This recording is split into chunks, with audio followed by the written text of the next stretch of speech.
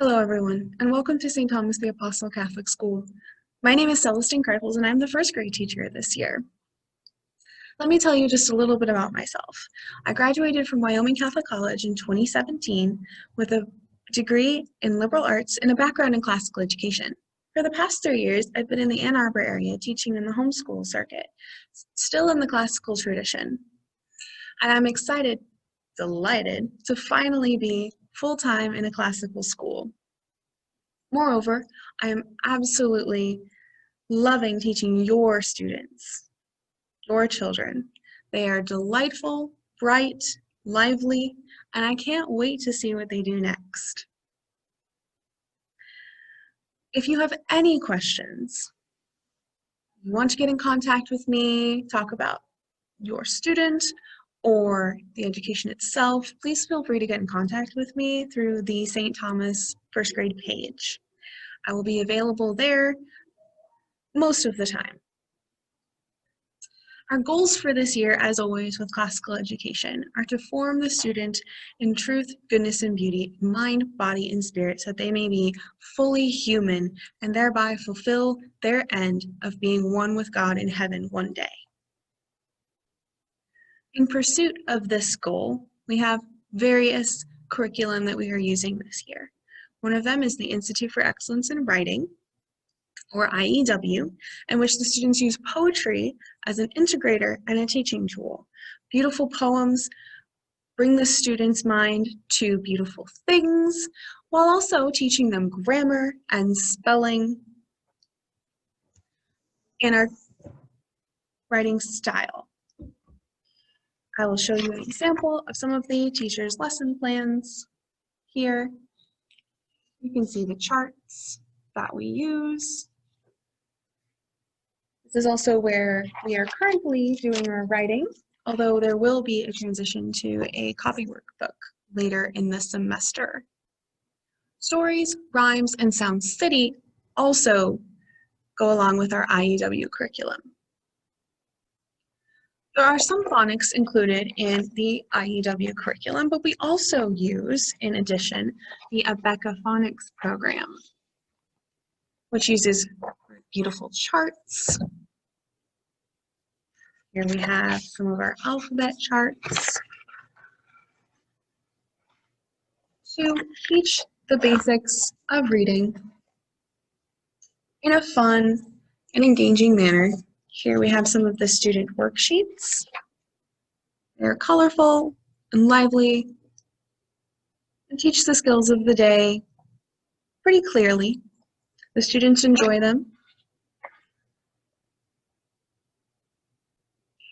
Phonics, of course, is closely tied in with reading. We have two different reading programs that we are using. We are using the junior grade books, which focuses on building critical thinking skills and discussion. They have what is called the shared inquiry discussion. After we have read the story, and here's our book of stories, you can see they are lively and engaging stories, beautiful pictures, and workbook pages for the students. And after we've read one of those stories, we ask questions about it. We wonder about it, and then we talk about those questions that we have. And the point is for the students to talk to each other and use the text from the book to back up their opinions. So learning how to cite at an age-appropriate level from a text. Integrated with all of these, we also have the Memoria Press program. I have Storytime Treasures here, the teacher's guide, and we will be reading such books as Little Bear. Here's the title page for that. Make Way for Ducklings, and some other fabulous classics. When it comes to math, we are using the Saxon Math program, which uses repetition, manipulatives, and imagery to solidify these fundamental mathematical concepts in the students' minds. If you look here in the student workbook, you can see there's a lot of use of shapes and colors and printing, basic counting here, an image of an apple to illustrate cutting things in half, what a half is.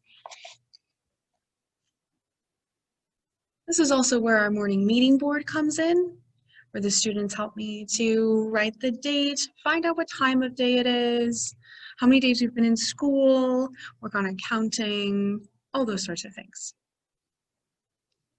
For science, we have the FOSS science program, which is extremely hands-on. There are 4 giant chests in my closet just full of materials for experiments. It is divided up into investigations, so later this month we will be observing the sky, for example. This first unit is all about air and weather. The students will be going out and actively investigating God's world and keeping a scientific notebook, a journal, in the style of an actual scientist. Of course, we can explore God's world through science. We also must learn our faith. The Spirit of Truth is the main text we'll be using, along with a theology of the body, age-appropriate curriculum. Here we have lovely activities and stories to engage the student and teach them about God's world. We have a crossword puzzle, a picture to color. This chapter was all about the Trinity and God's love.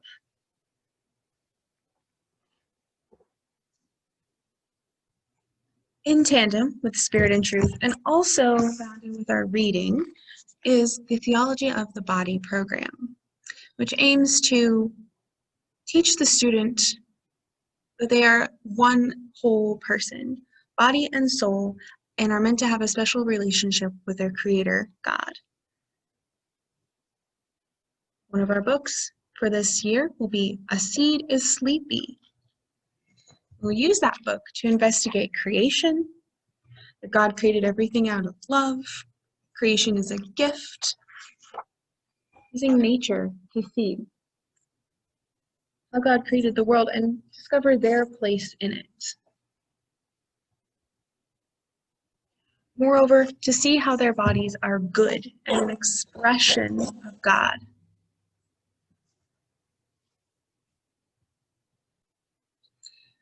Sometimes all of these different materials can seem somewhat disjointed, but ultimately, everything that we learn goes back to God.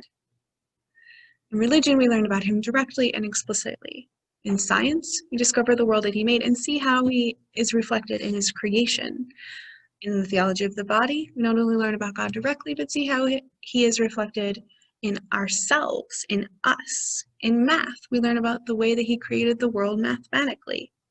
And in reading and writing, we learn how to read beautiful things, write beautiful things, and express ourselves, our beautiful selves that God made. Thank you once again for sending your children here to St. Thomas the Apostle, and I cannot wait for the rest of this year and the years to come. Let me give you a brief tour of the classroom. Here we have our library books and our class library. If we move up to the front, we have our little altar with Our Lady, beautiful rosary. Over here, we have our virtues posted up in our angel house guardians. This is our clip chart. As you can see, everyone did fairly well today. Our poem, our sacrifices tally, and our angel house points. We have a timeline for history and our job chart. Over here, we have our meeting, our math meeting wall, where we meet every afternoon. And here is Sound City, where we collect all of our various sounds and visit, usually at least once a week. I would just like to say something about our clip chart. Most of the students are already familiar with it, and they work very well with the method. When a student does something virtuous or shows exemplary skill in following the rules, they get clipped up. Eventually, if they reach outstanding, they get a particular prize. It's stickers currently. And they receive angel house points. If a student is exhibiting problematic behavior, isn't listening, something along those lines, they will be clipped down. Most of the time, students aren't going to get parent contact, but if they do, It usually works as a very good deterrent for bad behavior. The students do not feel brought down by the clip chart. Rather, it creates an atmosphere of positive peer pressure in which they want to get to the top, and all of them want to get there together.